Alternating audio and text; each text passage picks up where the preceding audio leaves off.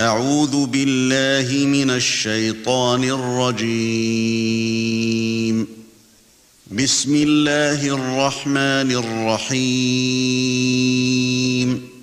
Ensuite le cheikh il dit وقوله والحياء شعبة من الإيمان والحياء خلق يجعله الله في الإنسان يحمله على فعل ما يجمله ويزينه ويمنعه مما يدنسه ويشينه والحياء الذي يحمل صاحبه على الخير ويبعده عن الشر هذا محمود.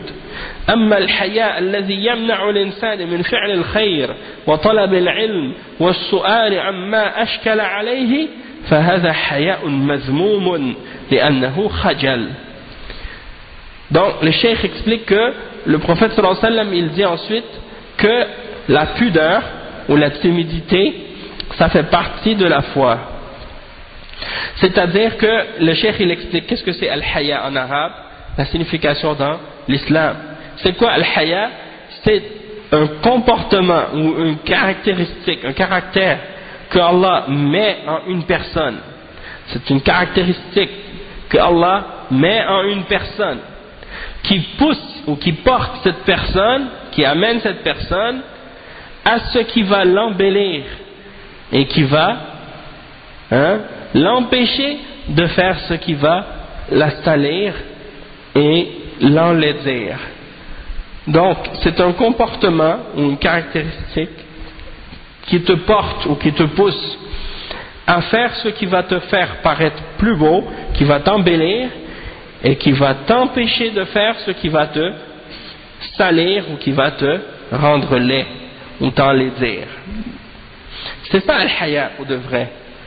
Parce que la personne qui a de la pudeur, c'est quelque chose qu'elle ressent dans son cœur qui la pousse à adopter le meilleur comportement et qui l'amène à se retenir de tout ce qui peut être laid et mauvais comme comportement.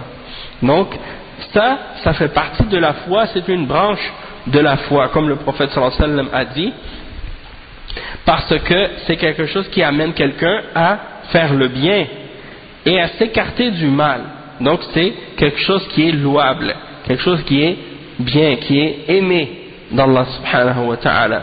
Par contre, on remarque maintenant à notre époque que beaucoup de gens, Allah al-Musta'an, ils ont perdu la notion même de qu'est-ce que c'est al-haya.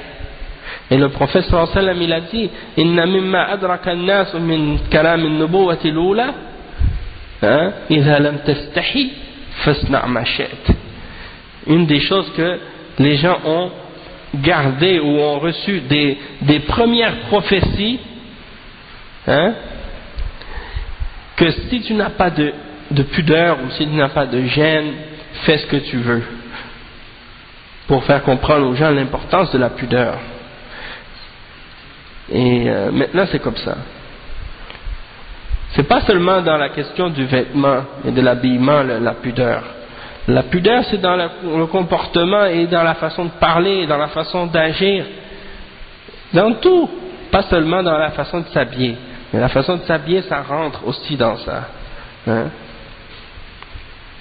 Donc premièrement c'est d'avoir de la pudeur, de se rappeler que Allah subhanahu wa ta'ala il nous voit à chaque instant et donc on doit être gêné de lui en premier, gêné qu'il nous voit dans un endroit où il nous a interdit d'être, et qu'il entende des choses de notre part qu'il nous a interdit de dire, ou des choses de ce genre.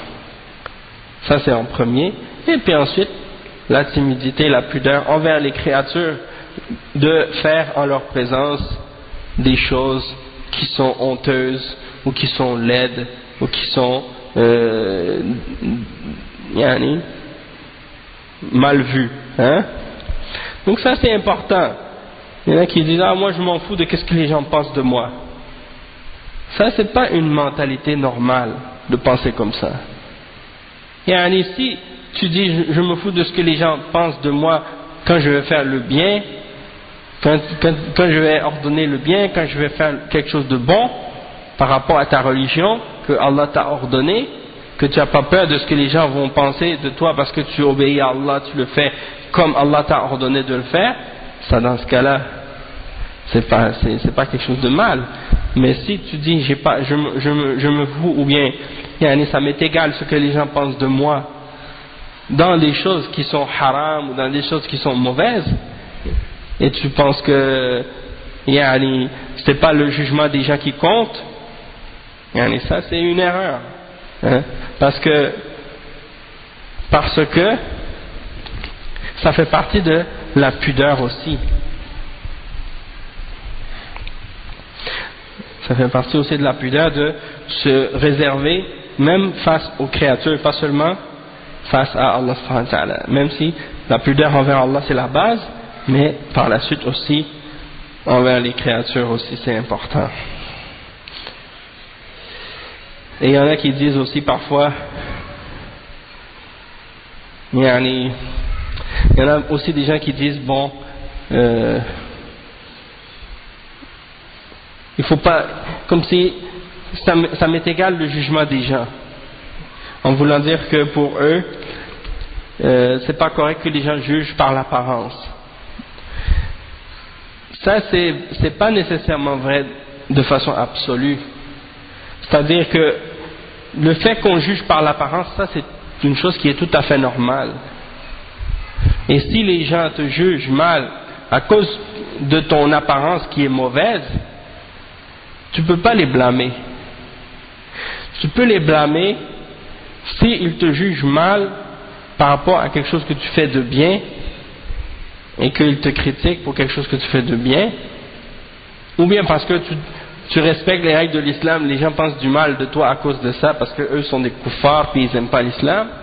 Ça c'est une chose, ça c'est le jugement des kuffars envers l'islam et les musulmans. Ça c'est, on le sait que c'est pas basé sur la justice et c'est pas basé sur la vérité, mais le fait qu'un musulman par exemple qui contredit les règles de l'islam dans son apparence, dans sa façon d'être, dans sa façon d'agir, dans sa façon de parler, dans sa façon de s'habiller, puis par la suite il dit il ne faut pas juger par l'apparence, ça c'est une contradiction de qu'est-ce que l'islam nous enseigne.